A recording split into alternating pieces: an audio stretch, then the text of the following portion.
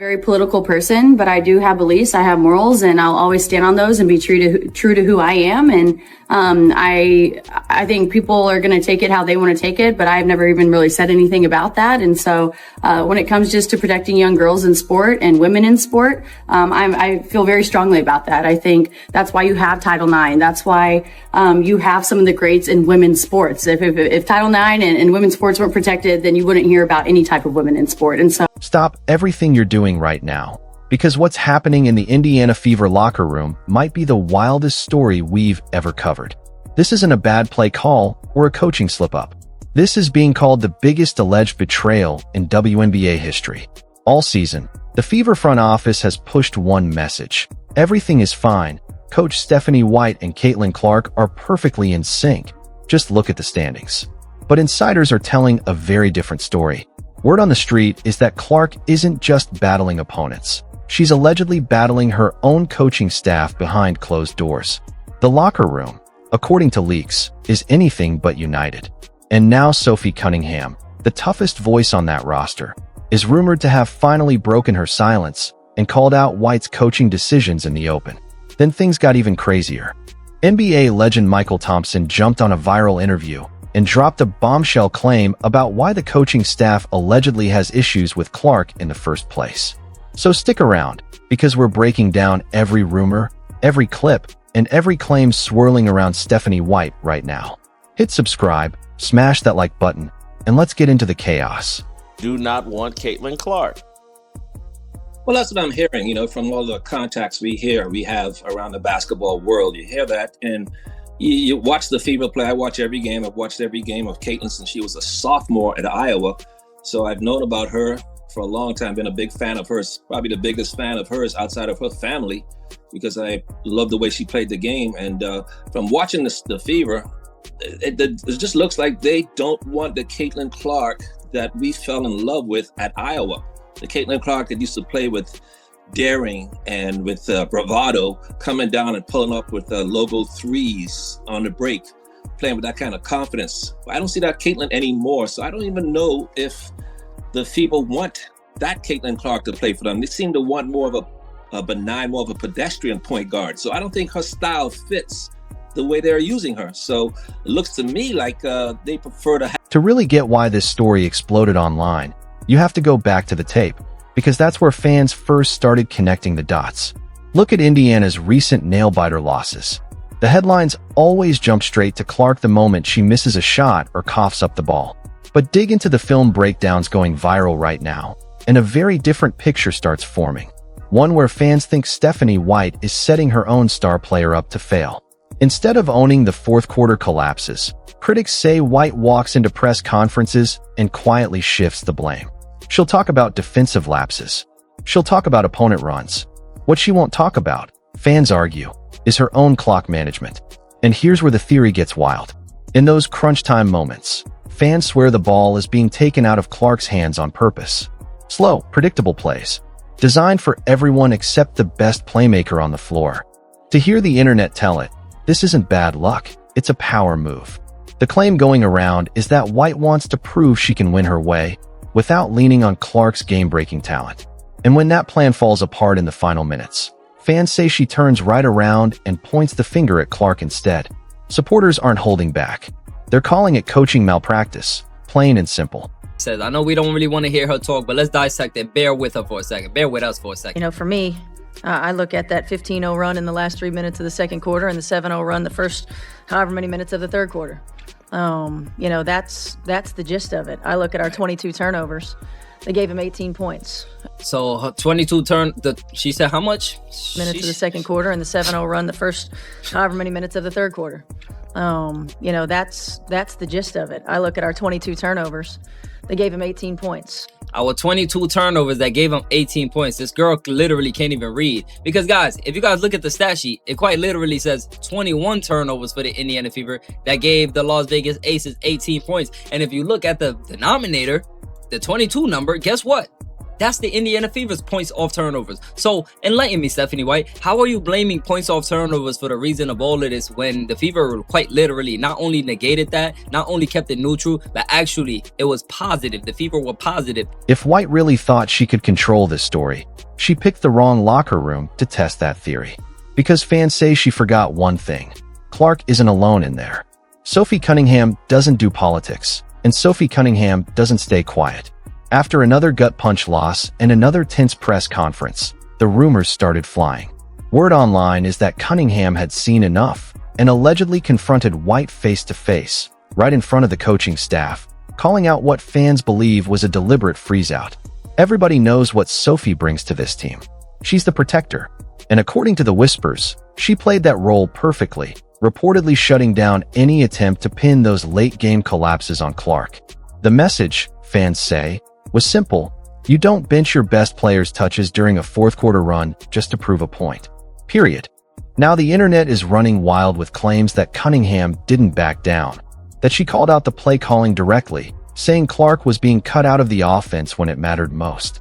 And while the team's PR side scrambles to keep this quiet, fans say Cunningham is out here blowing the whole story wide open.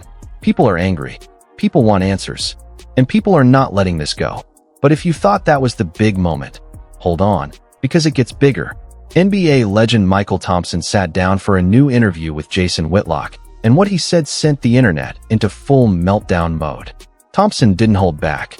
His claim: the Fever coaching staff doesn't just misuse Clark, they allegedly resent her because they're intimidated by just how much power and influence she actually has.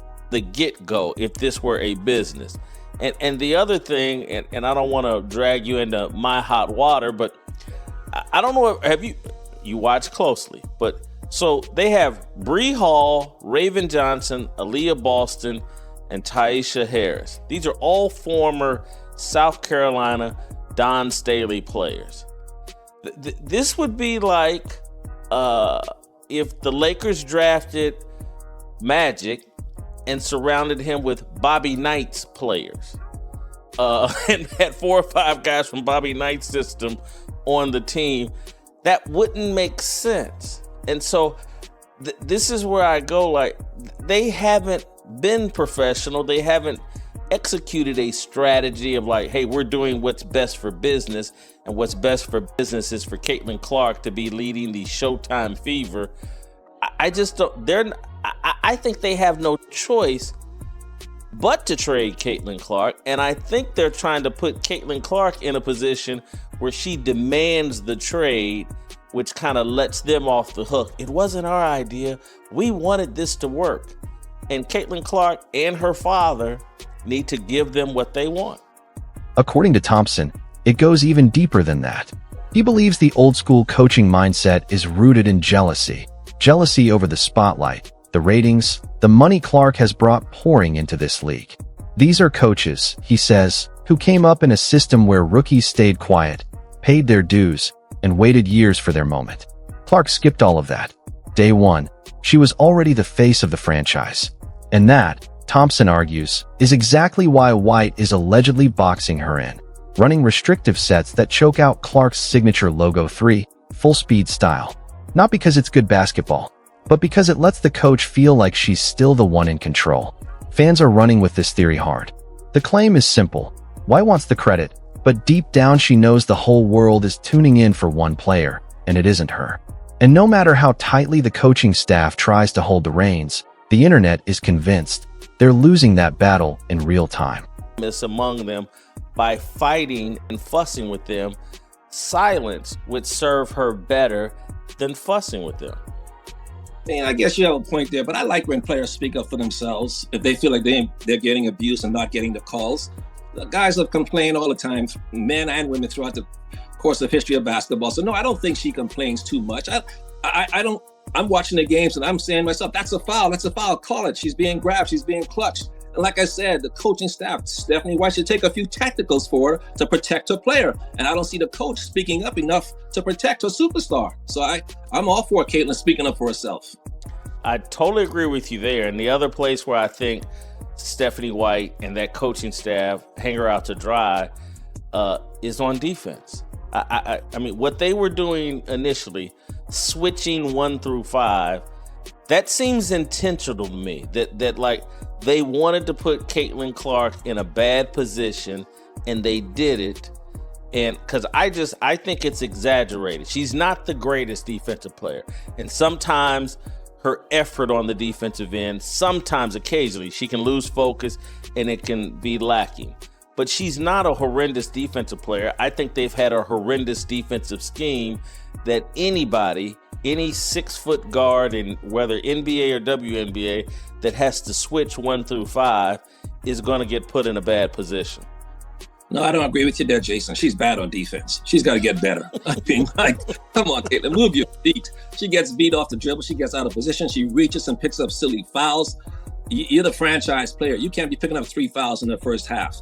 So I don't blame Stephanie White for her defense at all. As a player, you have to take individual pride and responsibility and be willing to defend, move your feet and figure it out. So she definitely needs to improve defensively, because even I'm watching the game, she said, come on, Caitlin, you can't get beat off the dribble that easily. So that's not Stephanie White's fault. That's hers. She has to, as much pride as she takes in shooting drills, I'm sure, working on a shot, you also have to take that same type of pride and focus on learning how to play defense too, and how to move your feet and get in position so you won't pick up silly fouls. So that's all on her. Luke, do me a favor, grab the Draymond Green clip where he was talking about James Harden and how they were hanging him out to dry defensively. Get in my ear when we have it. Michael, Draymond Green last week made comments, or 2 weeks ago made comments about James Harden. Nobody saw this coming, but here we are, staring at what might be the biggest rumored coaching crisis professional sports has ever seen.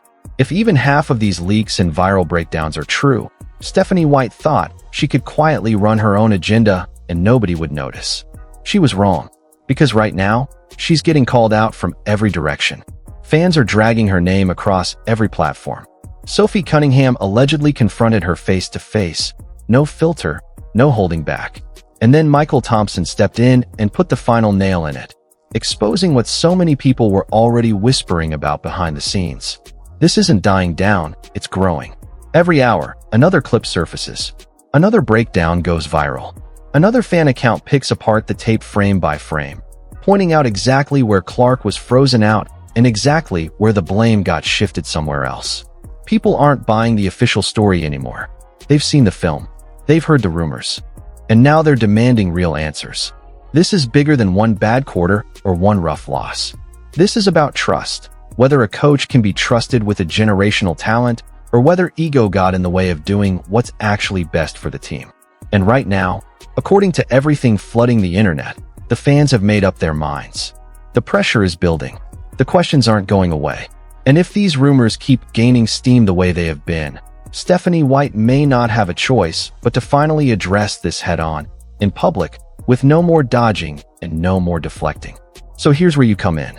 If you're standing behind Caitlin Clark and Sophie Cunningham through all of this, smash that like button right now. Let's show them the fans are paying attention. Hit subscribe so you never miss the next update the second this story breaks wide open. And share this video with everyone you know, because the more people see this, the harder it becomes to keep sweeping it under the rug. We're not done. We're going to keep digging, keep tracking every rumor, every leak, every clip, until the full truth finally comes out. Stay locked in, because this story is far from over.